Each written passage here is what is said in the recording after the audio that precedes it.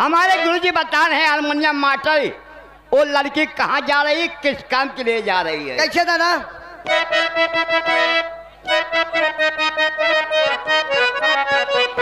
दादा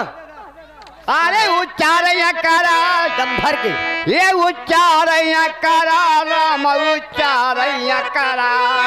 ये दादा भाऊजी चल धेन कछारे उच्चारैया करा भाऊजी चल धेन कछारे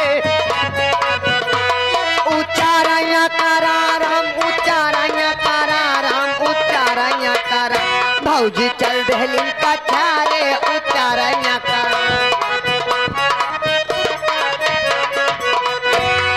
काची लहन खुलपा लहन गले रही आई काची लहन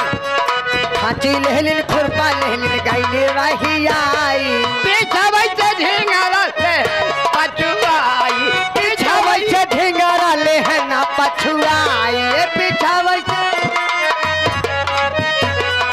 नदिया किनारे को पगारे न ए नदिया किनारे गोरी बघार न खरा भौजी चल दहलीन कछारे उच्चारे